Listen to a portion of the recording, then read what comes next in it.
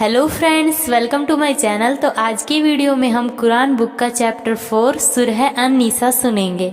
ऐ लोगो, अपने रब से डरो जिसने तुम्हें एक जान से बनाया और उसी जान से उन लोगों का जोड़ा पैदा किया और उन दोनों से बहुत से पुरुष और स्त्रियां फैला दी। उस अल्लाह का डर रखो जिसका वास्ता देकर तुम एक दूसरे से अपना हक मांगते हो और नाते रिश्तों के संबंधों को बिगाड़ने से बचो। निश्चय ही अल्लाह तुम्हारी निगरानी कर रहा है।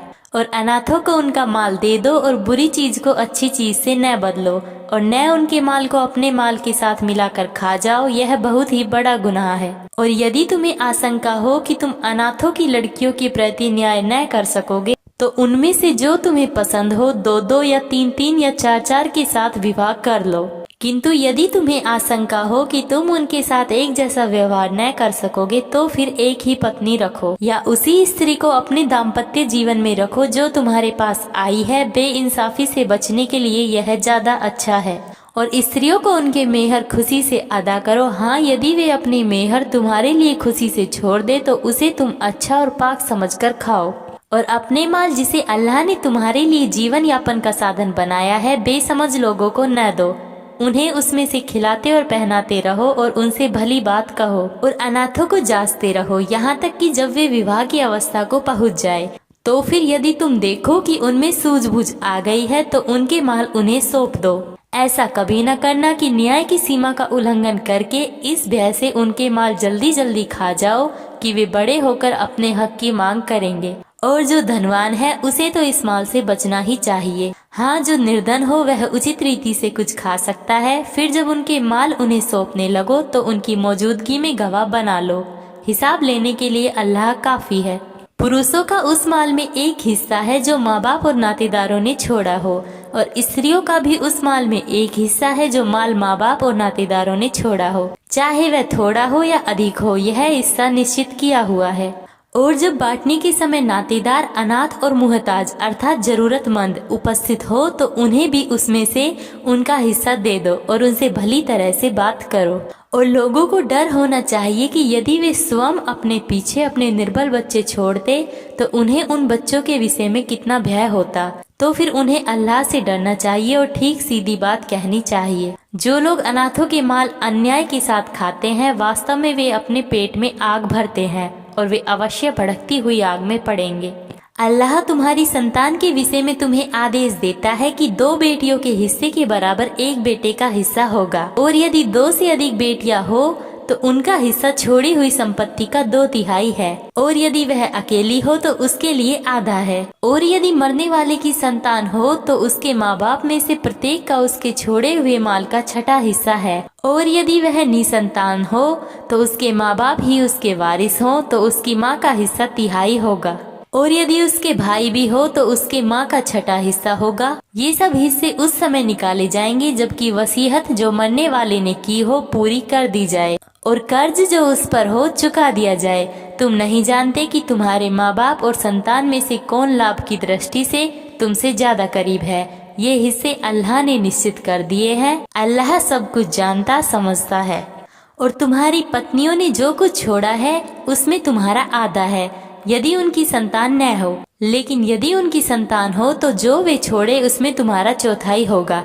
इसके पश्चात की जो वसीयत तुमने की हो वो पूरी कर दी जाए और जो कर्ज तुमने छोड़ा हो वो चुका दिया जाए। और जो कुछ भी तुम छोड़ जाओ उसमें पत्नियों का 1/4 हिस्सा होगा यदि तुम्हारी कोई संतान न हो। लेकिन यदि तुम्हारी संतान है तो जो कुछ तुम छोड़ोगे उसमें से पत्नियों का 8वां हिस्सा होगा। इसके पश्चात की जो वसीयत तुमने की हो पूरी कर दी जाए और जो ऋण तुम पर हो वो चुका दिया जाए। और यदि किसी पुरुष या स्त्री के न तो कोई संतान है और न उसके माँ बाप जीवित हो और उसमें एक भाई या बहन हो तो उन दोनों में से प्रत्येक को 6ठा हिस्सा दिया जाएगा। लेकिन यदि वे अधिक हैं तो 1/3 में शरीक होंगे। इसके पश्चात जो कर्ज मरने वाले ने छोड़ा हो अदा कर दिया जाए। शर्त यह है कि वो नुकसान पहुंचाने वाला न हो। यह अल्लाह की ओर से है और अल्लाह सब कुछ जानने वाला अत्यंत सहनशील है। ये अल्लाह की निश्चित की हुई सीमाएं हैं। जो कोई अल्लाह और उसके रसूल के आदेशों का पालन करेगा उसे अल्लाह ऐसे बागों में दाखिल करेगा जिनके नीचे नहरें बह रही होंगी। उनमें वह सदैव रहेगा और यही बड़ी सफलता है।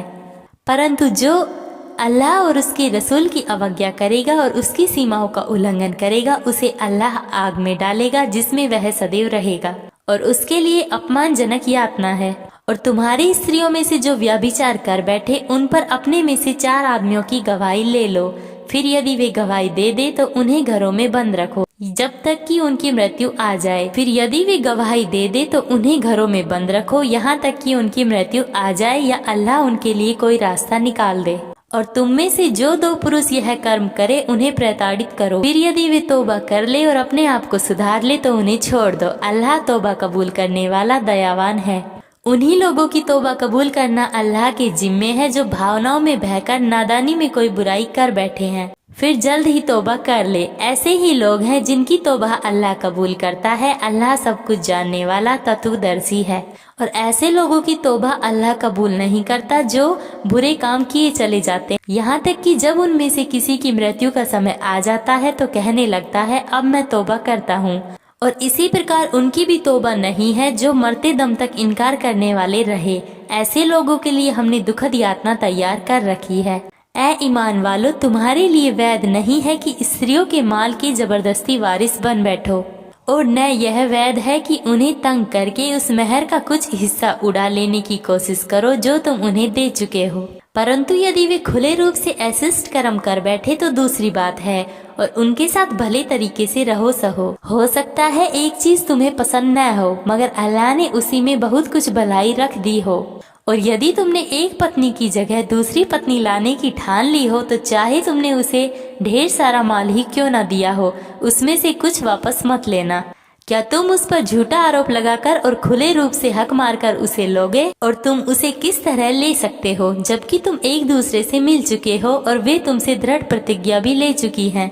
उन स्त्रियों से विवाह न करो जिनसे तुम्हारे बाप विवाह कर चुके हैं, परंतु जो पहले हो चुका है सो हो चुका। निसंदेह यह एक अश्लील और अत्यंत अप्रिय कर्म है और बुरी रीति है। तुम्हारे लिए हराम है तुम्हारी माएं, बेटियां, बहनें, मौसियां, भतीजियां, भांजियां और तुम्हारी वे माएं जिन्होंने तुम्हें दूध पिलाया हो, और दूध के रिश्ते में तुम्हारी बहनें और तुम्हारी सासें और तुम्हारी पत्नियों की बेटियां जिनका तुम्हारी गोद में पालन पोषण हुआ है, और उन पत्नियों की लड़कियां जिनसे तुम्हारा सहवास हो चुका है। वरना अगर सिर्फ विवाह हुआ हो तो उन्हें छोड़कर उनकी लड़कियों से निकाह कर लेने में तुम पर कोई गुनाह नहीं है।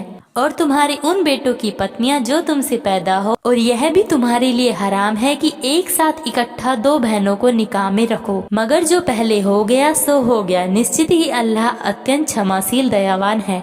और विवाहिता स्त्रियां भी तुम्हारे लिए वर्जित है सिवाय उनके जो तुम्हारी लड़कियां हों।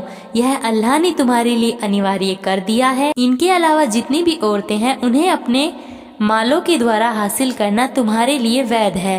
शर्त यह है कि निकाह के घेरे में लेकर उनकी सुरक्षा करो, न कि स्वच्छंद काम तृप्ति करने लगो। फिर जो दाम्पत्य जीवन का आनंद ले लो तो उसके बदले उनका निश्चित किया हुआ मेहर अदा करो। और यदि हक निश्चित हो जाने के पश्चात तुम आपस में अपनी प्रसन्नता से कोई समझौता कर लो तो इसमें तुम्हारे लिए कोई दोष नहीं है।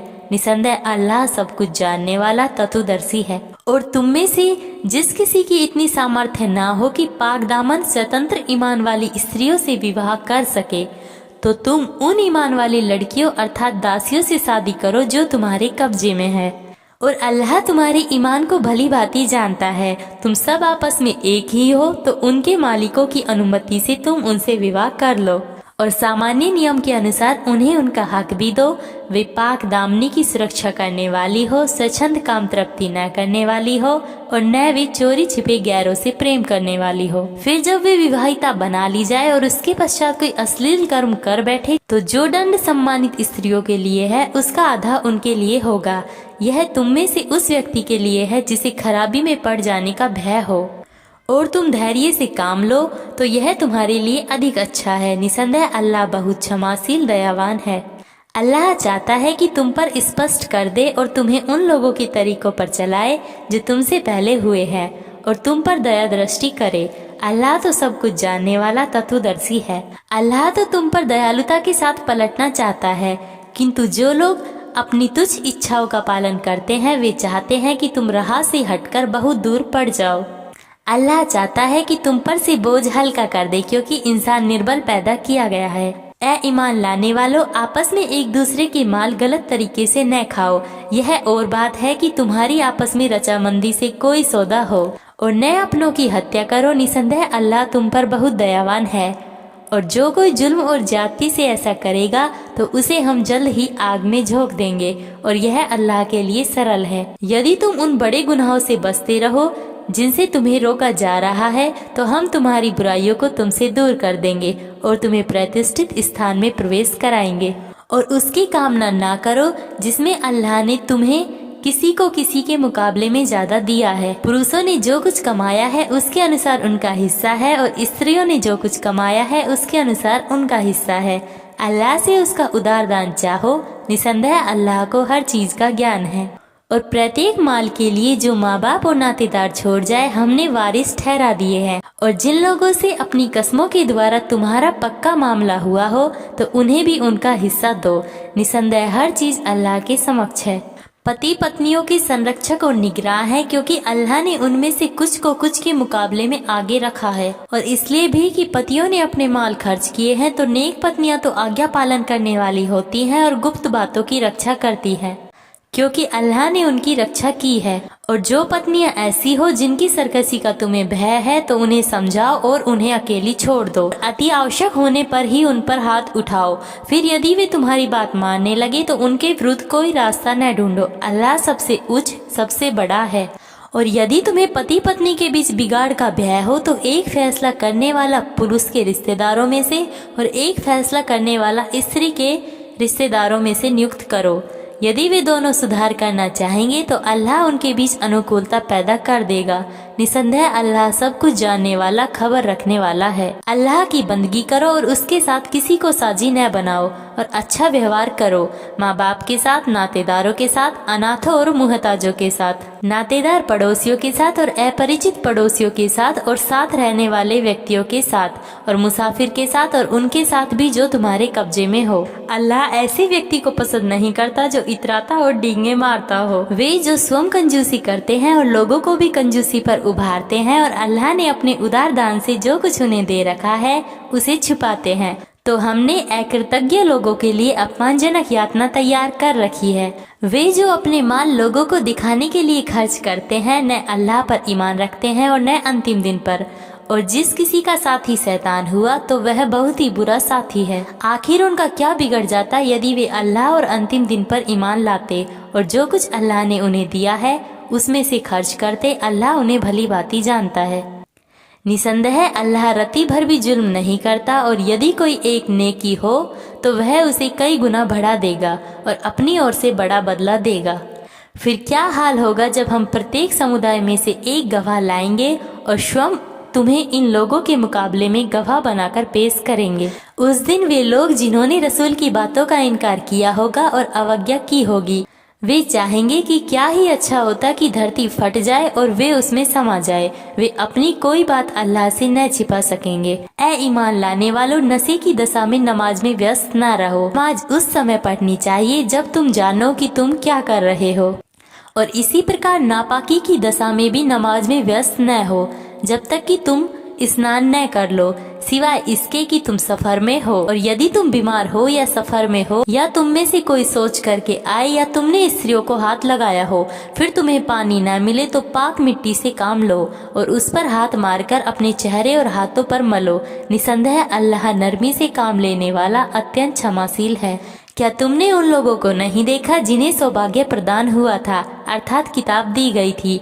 वे पथभ्रष्टता के खरीदार बने हुए हैं और चाहते हैं कि तुम भी रास्ते से भटक जाओ। अल्लाह तुम्हारे शत्रुओं को भली भांति जानता है। अल्लाह एक संरक्षक के रूप में काफी है और अल्लाह एक सहायक के रूप में भी काफी है।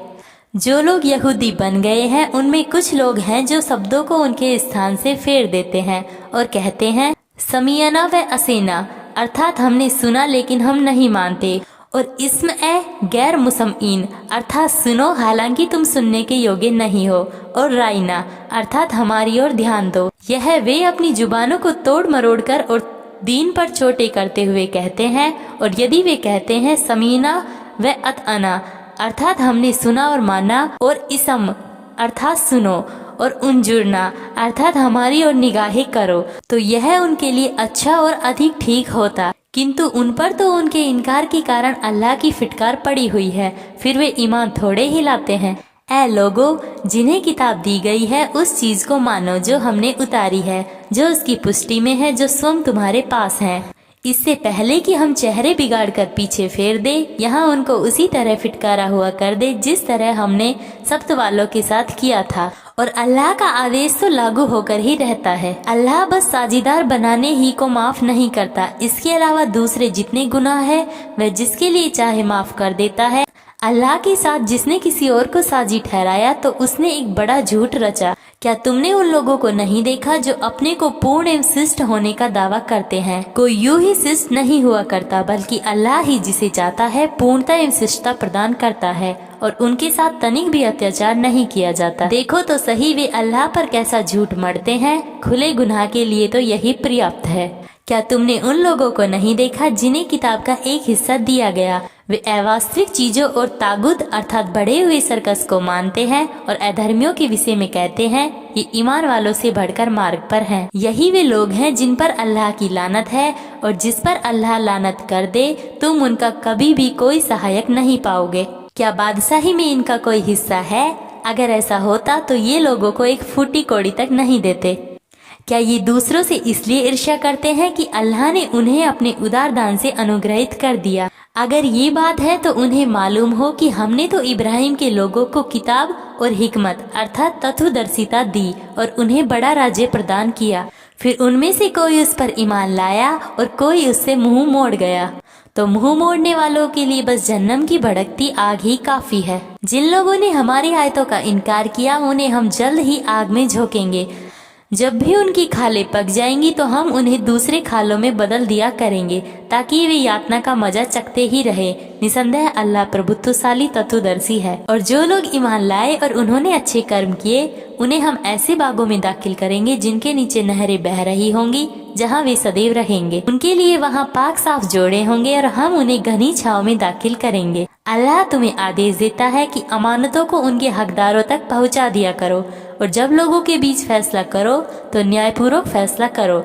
अल्लाह तुम्हें कितनी अच्छी नसीहत करता है। निसंदेह अल्लाह सब कुछ सुनता देखता है। ईमान लाने वालों, अल्लाह की आज्ञा का पालन करो और रसूल अर्थात संदेश वाहकों का कहना मानो और उनका भी कहना मानो जो तुम में से आदेश देने के अधिकारी हो। फिर यदि तुम्हारे बीच किसी मामले में झगड़ा हो जाए तो उसे तुम अल्लाह और रसूल की ओर लौटाओ, यदि तुम अल्लाह और अंतिम दिन पर ईमान रखते हो। यही उत्तम है और परिणाम की स्पष्ट से भी अच्छा है। क्या तुमने उन लोगों को नहीं देखा जो दावा तो करते हैं कि हमने मान लिया उन किताबों को जो तुम्हारी ओर उतारी गई है और उनको जो तुमसे पहले उतारी गई थी, मगर चाहते ये हैं कि अपने मालों का फैसला तागुत के पास कराए, जबकि उन्हें तागुत से इनकार करने का आदेश दिया गया था। शैतान उन्हें भटकाकर सीधे मार्ग से बहुत दूर ले जाना चाहता है। और जब उनसे कहा जाता है कि आओ उस चीज की ओर जो अल्लाह ने उतारी है और आओ रसूल की ओर, तो इन मुनाफिकों अर्थात पाखंडियों को तुम देखते हो कि ये तुम्हारी ओर आने से कतराते हैं। फिर उस समय क्या होता है जब उनकी अपनी करतूतों के कारण उन पर बड़ी मुसीबत आ पड़ेगी, फिर वे तुम्हारे पास अल्लाह की कसमें खाते हुए आते हैं कि हम तो केवल भलाई और बनाव चाहते थे। ये वे लोग हैं जिनके दिलों की बात अल्लाह भली भांति जानता है, तो तुम उन्हें जाने दो और उन्हें समझाओ और उनसे उनके विषय में बात कहो जो प्रभावकारी हो। हमने जो भी रसूल भेजा इसलिए भेजा कि अल्लाह की अनुमति से उसकी आज्ञा का पालन किया जाए।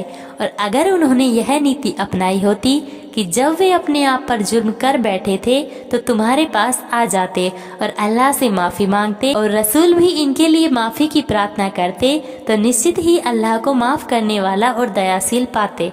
तो तुम्हें तुम्हारे रब की कसम ये ईमान वाले नहीं हो सकते जब तक कि अपने आपस के झगड़ों में ये तुमको फैसला करने वाला न मान ले। फिर जो फैसला तुम कर दो उस पर ये अपने दिलों में कोई तंगी न पाए और पूरी तरह मान ले। यदि हमने इन्हें आदेश दिया होता कि अपने आप को मारो या घरों से निकल जाओ, तो इनमें से थोड़े ही लोग ऐसा करते। हालांकि जो नसीहत उन्हें दी जाती है अगर वे उसे व्यवहार में लाते तो यह बात उनके लिए अच्छी होती और ज्यादा जमाव पैदा करने वाली होती, और उस समय हम उन्हें अपनी ओर से निश्चित ही बड़ा बदला प्रदान करते। और उन्हें सीधे मार्ग पर लगा देते। जो अल्लाह और रसूल की आज्ञा का पालन करेगा तो ऐसे ही लोग उन लोगों में से है जिन पर अल्लाह की कृपा स्पष्ट रही है। वे नबी, सिद्दीक अर्थात सच्चे, शहीद और अच्छे लोग हैं और वे कितने अच्छे साथी हैं। यह अल्लाह का उदार अनुग्रह है और काफी है अल्लाह इस हाल में कि वह भली भांति जानता है। है ईमान लाने वालों, अपने बचाव की सामग्री संभालो, फिर या तो अलग अलग टुकड़ियों में निकलो या इकट्ठे होकर निकलो। तुम में से कोई ऐसा भी है जो ढीला पड़ जाता है, फिर यदि तुम पर कोई मुसीबत आए तो कहने लगता है कि अल्लाह ने मुझ पर कृपा की कि मैं इन लोगों के साथ न गया। परंतु यदि अल्लाह की ओर से तुम पर कोई उदार अनुग्रह हो तो वह इस प्रकार से जैसे तुम्हारे और उनके बीच प्रेम का कोई संबंध ही नहीं। वह कहता है, क्या ही अच्छा होता कि मैं भी उनके साथ होता तो बड़ी सफलता प्राप्त करता। तो जो लोग आखिरत के बदले सांसारिक जीवन का सौदा करे तो उन्हें चाहिए कि अल्लाह के मार्ग में लड़े। जो अल्लाह के मार्ग में लड़ेंगे, चाहे वह मारा जाए या विजयी रहे, उसे हम शीघ्र ही बड़ा बदला प्रदान करेंगे। आखिर क्या कारण है कि तुम अल्लाह के मार्ग में और उन कमजोर पुरुषों, औरतों और बच्चों के लिए युद्ध न करो जो प्रार्थनाएं करते हैं, ऐ हमारे रब, तू हमें इस बस्ती से निकाल जिसके लोग अत्याचारी हैं, और हमारे लिए तू अपनी ओर से कोई समर्थक नियुक्त कर और हमारे लिए अपनी ओर से तू कोई सहायक नियुक्त कर। ईमान लाने वाले तो अल्लाह के मार्ग में युद्ध करते हैं और अधर्मी लोग तागुद के मार्ग में युद्ध करते हैं। अतः तुम शैतान के मित्रों से लड़ो, निश्चित ही शैतान की चाल बहुत कमजोर होती है। क्या तुमने उन लोगों को नहीं देखा जिनसे कहा गया था कि अपने हाथ रोके रखो और नमाज कायम करो और जकात अर्थात दान दो? फिर जब उन्हें युद्ध का आदेश दिया गया तो उनमें से एक गिरोह का हाल यह था कि वे ऐसे लोगों से डर रहे थे जैसा अल्लाह से डरना चाहिए या कुछ इससे भी बढ़कर, और कहते हैं, ऐ हमारे रब, तूने हम पर युद्ध अनिवार्य क्यों कर दिया? इनसे कह दो, दुनिया की पूंजी बहुत थोड़ी है, जबकि आखिरत उस व्यक्ति के लिए अधिक अच्छी है जो अल्लाह का डर रखता हो और तुम्हारे साथ तनिक भी अन्याय न किया जाएगा। तुम जहाँ कहीं भी होंगे, मृत्यु तो तुम्हें आकर ही रहेगी, चाहे तुम मजबूत किलों में ही क्यों न हो। यदि उन्हें कोई अच्छी हालत पेश आती है तो कहते हैं, यह तो हमारे अल्लाह के पास से है, और जब मुसीबत आती है तो कहते हैं, यह तुम्हारे कारण है। कह दो, हर एक चीज अल्लाह के पास से है। आखिर इन लोगों को क्या हो गया है कि ये ऐसे नहीं लगते कि कोई बात समझ सके। तुम्हें जो कोई भी भलाई प्राप्त होती है वह अल्लाह की ओर से है, और जो कोई मुसीबत आती है तो वह तुम्हारे अपने कारण आती है। हमने तुम्हें लोगों के लिए रसूल बनाकर भेजा है, इस पर अल्लाह का गवाह होना काफी है। जिसने रसूल की आज्ञा का पालन किया उसने अल्लाह की आज्ञा का पालन किया, और जिसने मुंह मोड़ा तो हमने तुम्हें ऐसे लोगों पर कोई चौकीदार बनाकर तो नहीं भेजा है। और वे दावा तो आज्ञा पालन का करते हैं, परंतु जब तुम्हारे पास से हटते हैं तो उनमें एक गिरोह अपने कथन के विपरीत रात में षड्यंत्र करता है। जो कुछ वे षड्यंत्र करते हैं अल्लाह उसे लिख रहा है, तो तुम उनसे रुख फेर लो और अल्लाह पर भरोसा रखो, और अल्लाह का कार्य साधक होना काफी है। क्या वे कुरान में सोच विचार नहीं करते?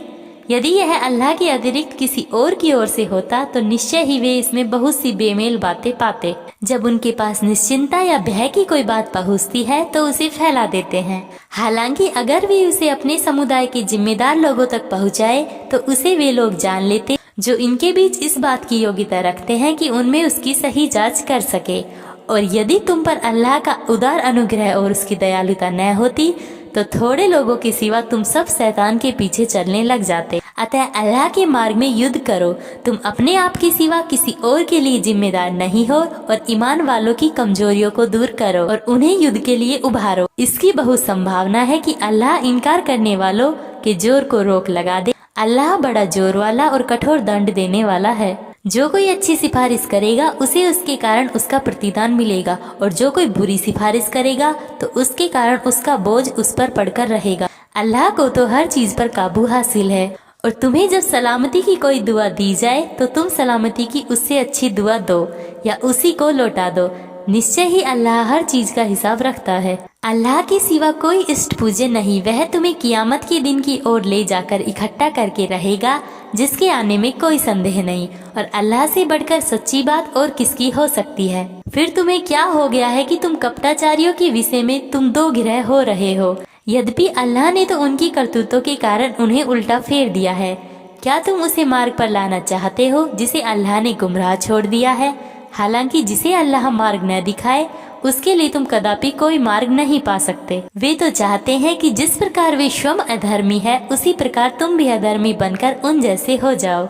तो तुम उनमें से किसी को अपना मित्र न बनाओ जब तक कि वे अल्लाह के मार्ग में घर बार न छोड़े। फिर यदि वे पीठ फेरे तो उन्हें पकड़ो और जहाँ कहीं भी पाओ उनकी हत्या करो, और उनमें से किसी को अपना सहायक और मित्र न बनाओ। उन मुनाफिकों अर्थात कपटाचारियों से इस आदेश का कोई संबंध नहीं जो किसी ऐसी कौम से जा मिले जिसके साथ तुम्हारा समझौता है। इसी प्रकार उन कपटाचारियों का मामला भी इससे अलग है जो तुम्हारे पास आते हैं और लड़ाई से उनका मन तंग हो चुका है। न वे तुमसे लड़ना चाहते हैं और न अपनी कौम से। यदि अल्लाह चाहता तो उन्हें तुम पर काबू दे देता, फिर तो वे तुमसे अवश्य लड़ते। तो यदि वे तुमसे अलग रहे और तुमसे न लड़े और सुलह के लिए तुम्हारी ओर हाथ बढ़ाए तो उनके विरुद्ध अल्लाह ने तुम्हारे लिए कोई रास्ता नहीं रखा है। अब तुम कुछ ऐसे लोगों को भी पाओगे जो चाहते हैं कि तुमसे भी निर्भय होकर रहे और अपने लोगों से भी, परंतु जब कभी उपद्रव का अवसर पाएंगे तो वे उसमें कूद पड़ेंगे।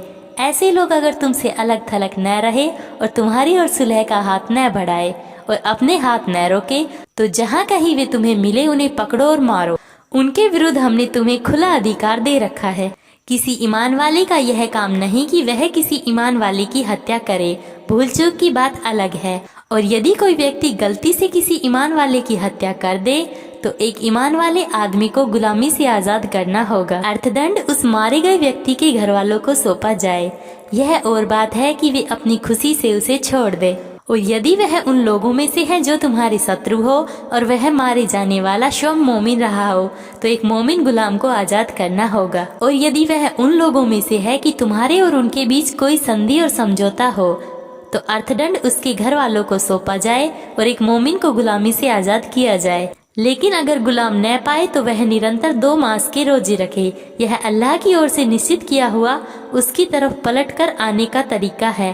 अल्लाह तो सब कुछ जानने वाला तत्वदर्शी है। और जो व्यक्ति जानबूझकर किसी मोमिन की हत्या करे तो उसका बदला जहन्नम है जिसमें वह सदा रहेगा। उस पर अल्लाह का प्रकोप और उसकी फिटकार है और उसके लिए अल्लाह ने बड़ी यातना तैयार कर रखी है। ऐ ईमान लाने वालों, जब तुम अल्लाह के मार्ग में लड़ने के लिए निकलो तो मित्र और शत्रु में अंतर कर लिया करो, और जो तुम्हें सलाम करे उससे तुरंत न कह दो कि तुम ईमान नहीं रखते।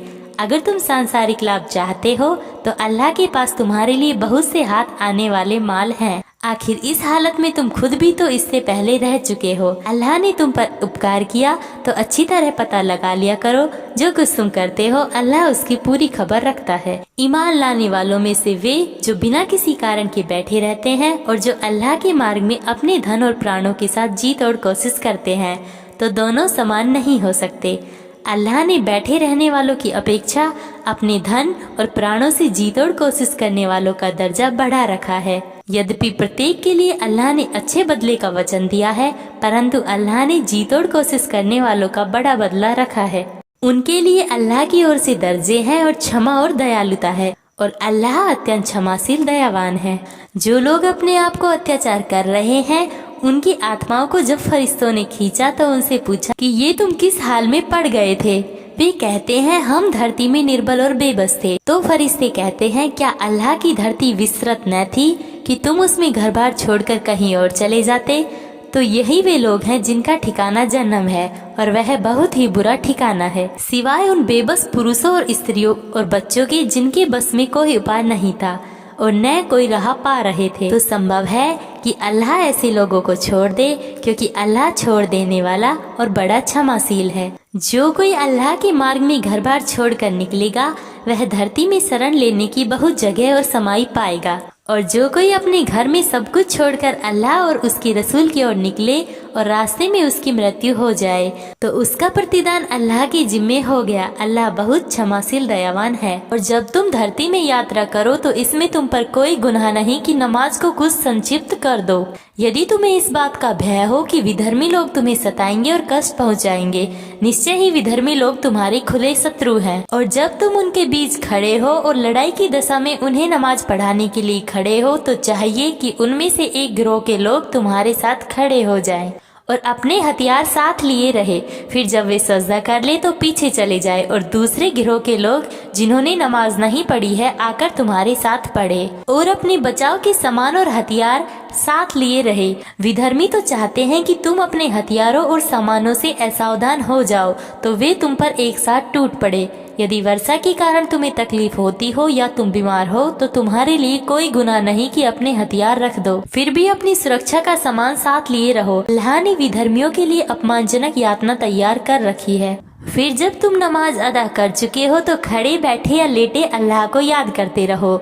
फिर जब खतरा टल जाए तो पूरी नमाज पढ़ो। निसंदेह ईमान वालों पर समय की पाबंदी के साथ नमाज पढ़ना अनिवार्य है और उन लोगों का पीछा करने में सुस्ती न दिखाओ। यदि तुम्हें दुख पहुंचता है तो उन्हें भी दुख पहुंचता है और तुम अल्लाह से उस चीज की आशा करते हो जिस चीज की वे आशा नहीं करते। अल्लाह तो सब कुछ जानने वाला तत्वदर्शी है। निसंदेह हमने यह किताब हक के साथ उतारी है ताकि अल्लाह ने जो कुछ तुम्हें दिखाया है उसके अनुसार लोगों के बीच फैसला करो और तुम विश्वासघाती लोगों की ओर से झगड़ने वाले न बनो। अल्लाह से क्षमा की प्रार्थना करो। निसंदेह अल्लाह बहुत क्षमाशील दयावान है।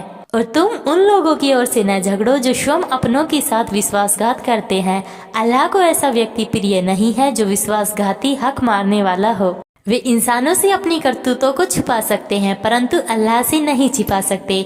वह तो उस समय भी उनके साथ होता है। वे रातों को छिपकर उसकी इच्छा के विरुद्ध मशवरे करते हैं। वे जो कुछ करते हैं वह अल्लाह के ज्ञान से आच्छादित है। हाँ, ये तुम ही हो जिन्होंने सांसारिक जीवन में उनकी ओर से झगड़ लिया, परंतु क़यामत के दिन उनकी ओर से अल्लाह से कौन झगड़ेगा या कौन उनका वकील होगा। और जो कोई बुरा कर्म कर बैठे या अपने आप पर अत्याचार करे फिर अल्लाह से क्षमा की प्रार्थना करे तो अल्लाह बड़ा क्षमाशील दयावान है। और जो व्यक्ति गुनाह कमाए तो वह अपने लिए ही कमाता है। अल्लाह तो सर्वज्ञ तत्वदर्शी है। और जो व्यक्ति कोई गलती या गुनाह की कमाई करे फिर उसे किसी निर्दोष पर थोप दे तो उसने एक बड़े लांछन और खुले गुनाह का बोझ अपने ऊपर ले लिया। यदि तुम पर अल्लाह का उदार अनुग्रह और उसकी दयालुता न होती तो उनमें से कुछ लोग तो यह निश्चय कर चुके थे कि तुम्हें राह से भटका दे। हालांकि वे अपने आप को ही पथभ्रष्ट कर रहे हैं और तुम्हें वे कोई हानि नहीं पहुंचा सकते। अल्लाह ने तुम पर किताब और हिकमत उतारी है और उसने तुम्हें वह कुछ सिखाया है जो तुम नहीं जानते थे। अल्लाह का तुम पर बहुत बड़ा अनुग्रह है। उनकी अधिकतर कानाफूसियों में कोई भलाई नहीं होती। हाँ, जो व्यक्ति सदका अर्थात दान देने या भलाई करने या लोगों के बीच सुधार के लिए कुछ कहे तो उसकी बात और है। और जो कोई यह काम अल्लाह की प्रसन्नता प्राप्त करने के लिए करे उसे हम निश्चय ही बड़ा प्रतिदान प्रदान करेंगे। और जो व्यक्ति इसके पश्चात भी मार्गदर्शन खुले उसके सामने आ गया है, रसूल अर्थात संदेश वाहकों का विरोध करेगा और ईमान वालों के मार्ग के अतिरिक्त किसी और मार्ग पर चलेगा तो उसे हम उसी पर चलने देंगे जिसको उसने अपनाया होगा और उसे जहन्नम में झोंक देंगे और वह बहुत ही बुरा ठिकाना है। निसंदेह अल्लाह इस चीज को क्षमा नहीं करेगा कि उसके साथ किसी को शामिल किया जाए। हाँ, इससे नीचे दर्जे के अपराध को जिसके लिए चाहेगा क्षमा करेगा। जो अल्लाह के साथ किसी को साझी ठहराता है तो वह भटककर बहुत दूर जा पड़ा। वे अल्लाह से हटकर बस कुछ देवियों को पुकारते हैं और वे तो बस सर्कस शैतान को पुकारते हैं जिस पर अल्लाह की फिटकार है। उसने कहा था, मैं तो तेरे बंदों में से एक निश्चित हिस्सा लेकर रहूंगा और उन्हें अवश्य भटकाऊंगा और उन्हें कामनाओं में उलझाऊंगा और उन्हें हुक्म दूंगा कि वे चौपायों अर्थात जानवरों के कान फाड़ेंगे और उन्हें मैं सुझाव दूंगा तो वे अल्लाह की संरचना में परिवर्तन करेंगे। और जिसने अल्लाह से हटकर शैतान को अपना संरक्षक और मित्र बनाया वह खुले घाटे में पड़ गया। वह उनसे वादा करता है और उन्हें कामनाओं में उलझाए रखता है। हालांकि शैतान उनसे जो कुछ वादा करता है वह एक धोखे के सिवा कुछ भी नहीं होता। वही लोग हैं जिनका ठिकाना जहन्नम है और वे उससे अलग होने की कोई जगह नहीं पाएंगे। रहे वे लोग जो ईमान लाए और उन्होंने अच्छे कर्म किए, उन्हें हम जल्द ही ऐसे बागों में दाखिल करेंगे जिनके नीचे नहरें बह रही होंगी जहां वे सदैव रहेंगे। अल्लाह का वादा सच्चा है और अल्लाह से बढ़कर बात का सच्चा कौन हो सकता है। बात न तुम्हारी कामनाओं की है और न किताब वालों की कामनाओं की। जो भी बुराई करेगा उसे उसका फल मिलेगा और वह अल्लाह से हटकर न तो कोई मित्र पाएगा और न ही कोई सहायक। किंतु जो लोग अच्छे कर्म करेंगे चाहे पुरुष हो या स्त्री, यदि वह ईमान वाला है तो ऐसे लोग जन्नत में दाखिल होंगे और उनका हक रत्ती भर भी नहीं मारा जाएगा। और दीन अर्थात धर्म की स्पष्ट से उस व्यक्ति से अच्छा कौन हो सकता है जिसने अपने आप को अल्लाह के आगे झुका दिया और इब्राहिम के तरीके का अनुसरण करे जो सबसे कटकर एक का हो गया था। अल्लाह ने इब्राहिम को अपना घनिष्ठ मित्र बनाया था। जो कुछ आकाशों में है और जो कुछ धरती में है वह अल्लाह ही का है और अल्लाह हर चीज को घेरे हुए है। लोग तुमसे स्त्रियों के विषय में पूछते हैं, कहो अल्लाह तुम्हें उनके विषय में हुक्म देता है और जो आयतें तुमको इस किताब में पढ़कर सुनाई जाती है वे उन स्त्रियों और अनाथों के विषय में है जिनके हक तुम अदा नहीं करते और चाहते हो कि तुम उनके साथ विवाह कर लो। और वे आदेश भी जो उन बच्चों के संबंध में है जो बेचारे कोई जोर नहीं रखते। अल्लाह तुम्हें आदेश देता है कि यतीमों अर्थात अनाथों के साथ इंसाफ पर कायम रहो और जो भलाई भी तुम करोगे निश्चय ही अल्लाह उसे भली भांति जानता होगा। यदि किसी स्त्री को अपने पति की ओर से दुर्व्यवहार या बेरुखी का भय हो तो इसमें उनके लिए कोई दोष नहीं कि वे आपस में मेल मिलाप की कोई राह निकाल ले। और मेल मिलाप अच्छी चीज है और मन तो लोभ एवं कृपणता के लिए उद्धत रहता है, परंतु यदि तुम अच्छा व्यवहार करो और अल्लाह का डर रखो तो अल्लाह को निश्चय ही जो कुछ तुम करोगे उसकी खबर रहेगी। पत्नियों के बीच पूरा पूरा न्याय करना तुम्हारे वश में नहीं है, तुम चाहो भी तो तुम्हें इसकी सामर्थ्य नहीं हो सकती। तो ऐसा भी न करो कि एक पत्नी से पूर्ण रूप से फिर जाओ जिसके परिमाण स्वरूप वह ऐसी हो जाए जैसे उसका पति फिर गया हो। परंतु यदि तुम अपना व्यवहार ठीक रखो और अल्लाह से डरते रहो तो निसंदेह अल्लाह भी बड़ा क्षमाशील दयावान है। और यदि दोनों ही अलग हो जाए तो अल्लाह अपनी समाई से एक को दूसरे से बेपरवाह कर देगा। अल्लाह बड़ी समाई वाला तत्वदर्शी है।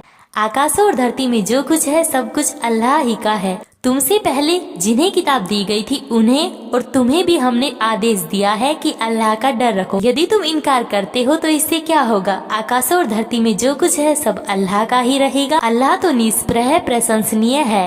हाँ, आकाशों और धरती में जो कुछ है अल्लाह ही का है और अल्लाह कार्य साधक की हैसियत से काफी है।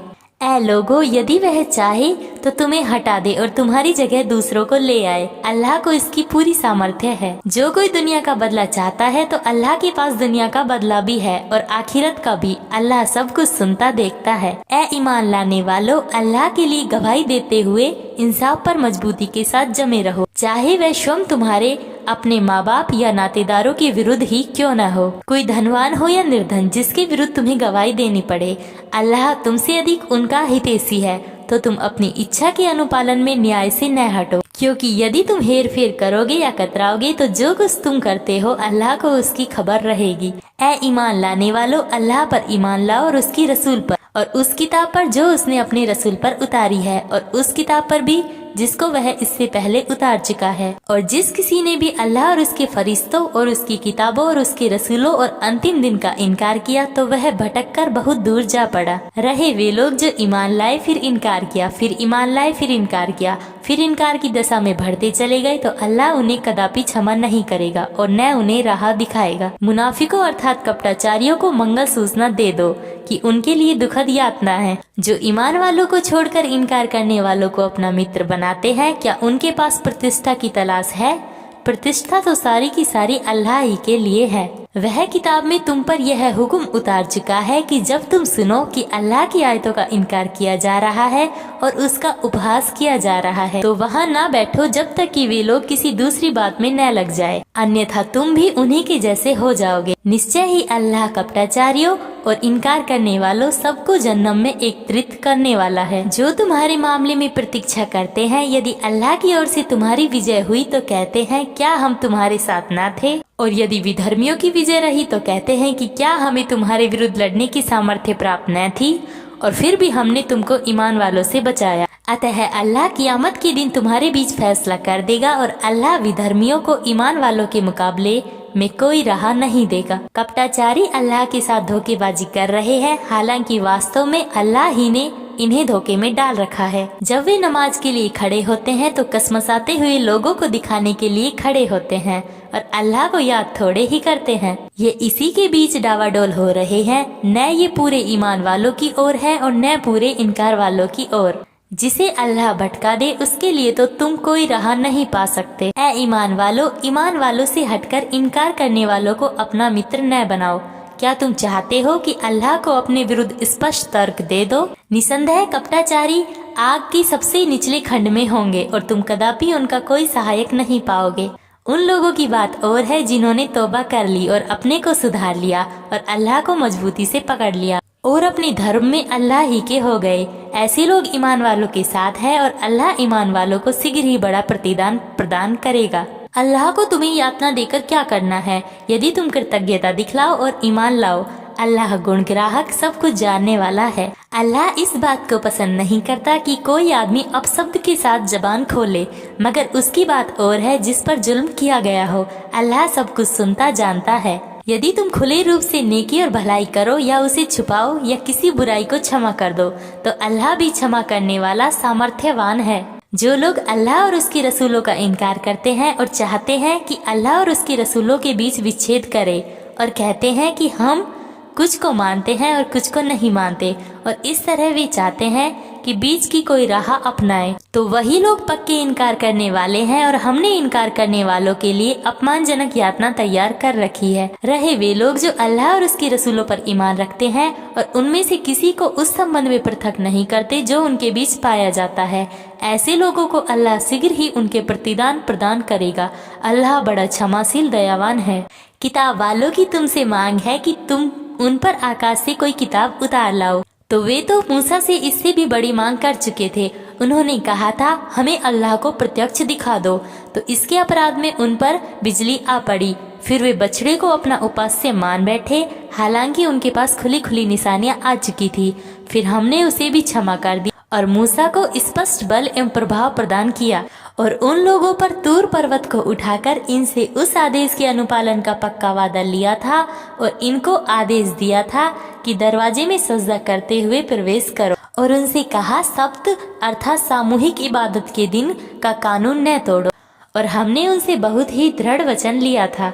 फिर उनके अपने वचन भंग करने और अल्लाह की आयतों का इनकार करने के कारण और नबियों को नाहक कत्ल करने के कारण और उनके यह कहने के कारण कि हमारे दिल आवरणों में सुरक्षित हैं, हालांकि वास्तव में इनके अधर्म के कारण अल्लाह ने इनके दिलों पर ठप्पा लगा दिया है और इसी कारण ये बहुत कम ईमान लाते हैं। फिर अपने इनकार में ये इतने बढ़े कि मरियम पर बड़ा लांछन लगाया और खुद कहा कि हमने मसीह ईसा मरियम के बेटे अल्लाह के रसूल का कत्ल कर दिया है, हालांकि न तो इन्होंने उसे कत्ल किया था और न उसे सूली पर चढ़ाया, बल्कि मामला उनके लिए संदिग्ध हो गया था।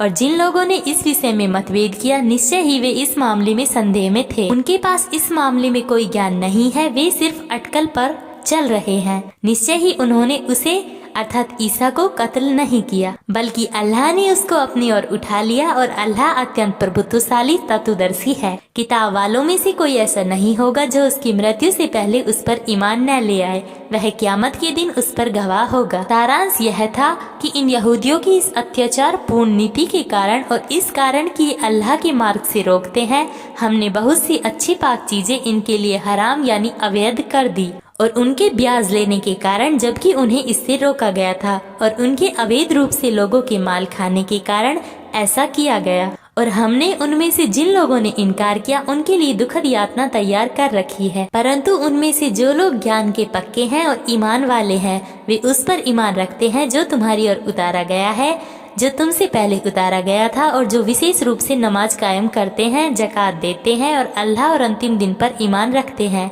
यही वे लोग हैं जिन्हें हम शीघ्र ही बड़ी प्रतिदान प्रदान करेंगे। हमने तुम्हारी ओर उसी तरह प्रकाशना भेजी है जिस प्रकार नूह और उसके बाद के नबियों की ओर भेजी थी, और हमने इब्राहिम, इस्माइल, इसहाक और याकूब और उसकी संतान और ईसा और अय्यूब और यूनुस और हारून और सुलेमान की ओर भी प्रकाशना भेजी, और हमने दाऊद को जबूर प्रदान किया। और कितने ही रसूल हुए जिनका वृतांत पहले हम तुमसे बयान कर चुके हैं, और कितने ही ऐसे रसूल हैं जिनका वृतांत हमने तुमसे बयान नहीं किया। और मूसा से अल्लाह ने बातचीत की जिस प्रकार बातचीत की जाती है। रसूल शुभ समाचार देने वाले और सचेत करने वाले बनाकर भेजे गए हैं, ताकि उनको भेज देने के बाद लोगों के पास अल्लाह के मुकाबले में कोई तर्क न रहे। और अल्लाह अत्यंत प्रभुत्वशाली तत्वदर्शी है, परंतु अल्लाह गवाही देता है कि जो कुछ उसने तुम पर उतारा है अपने ज्ञान से उतारा है, और इस पर फरिश्ते भी गवाह हैं। यद्यपि अल्लाह का ही गवाह होना काफी है।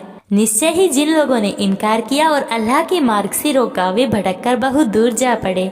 जिन लोगों ने इनकार किया और जुल्म पर उतर आए, उन्हें अल्लाह कदापि क्षमा नहीं करेगा और न उन्हें कोई मार्ग दिखाएगा सिवाय जन्नम के मार्ग के, जिसमें वे सदैव पड़े रहेंगे, और यह अल्लाह के लिए बहुत ही सहज बात है। ऐ लोगो, रसूल तुम्हारे पास तुम्हारे रब की ओर से सत्य लेकर आ गया है, अतः तुम उस भलाई को मानो जो तुम्हारे लिए जुटाई गई है। और यदि तुम इनकार करते हो तो आकाशों और धरती में जो कुछ है वह अल्लाह ही का है, और अल्लाह सब कुछ जानने वाला तत्वदर्शी है। ऐ किताब वालों, अपने धर्म में हद से आगे न बढ़ो और अल्लाह से जोड़कर सत्य के अतिरिक्त कोई बात न कहो। मसीह ईसा मरियम का बेटा केवल अल्लाह का एक रसूल था और एक आदेश था जो अल्लाह ने मरियम की ओर भेजा था, और एक आत्मा थी अल्लाह की ओर से। अतः तुम अल्लाह और उसके रसूलों को मानो और न कहो कि तीन है। बाज आ जाओ, यह तुम्हारे लिए अच्छा है। अल्लाह तो केवल अकेला पूज्य है। यह उसकी महानता के प्रतिकूल है कि उसका कोई बेटा हो। आकाश और धरती में जो कुछ है उसी का है, और अल्लाह कार्य साधक की हैसियत से काफी है।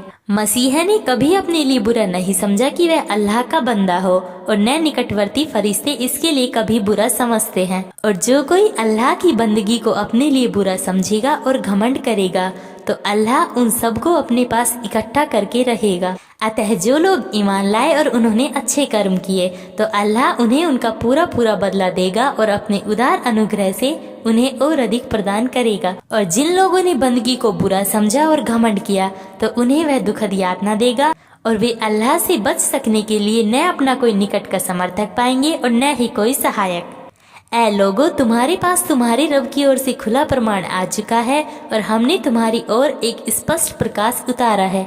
तो रहे वे लोग जो अल्लाह पर ईमान लाए और उसे मजबूती के साथ पकड़े रहे, तो उन्हें अल्लाह शीघ्र ही अपनी दयालुता और अपने उदार अनुग्रह के क्षेत्र में दाखिल करेगा और उन्हें अपनी ओर का सीधा मार्ग दिखा देगा। वे तुमसे आदेश मालूम करना चाहते हैं। कह दो, अल्लाह तुम्हें ऐसे व्यक्ति के विषय में जिसका कोई वारिस ना हो आदेश देता है कि यदि किसी पुरुष की मृत्यु हो जाए जिसकी कोई संतान न हो परंतु उसकी एक बहन हो, तो जो कुछ उसने छोड़ा है उसका आधा हिस्सा उस बहन का होगा, और भाई बहन का वारिस होगा यदि उस बहन के कोई संतान न हो। और यदि वारिस दो बहनें हैं तो जो कुछ उसने छोड़ा है उसमें से उनके लिए 2/3 होगा। और यदि कोई भाई बहन वारिस हो तो एक पुरुष का हिस्सा 2 स्त्रियों के बराबर होगा। अल्लाह तुम्हारे लिए आदेशों को स्पष्ट करता है ताकि तुम न भटको, और अल्लाह को हर चीज का पूरा ज्ञान है।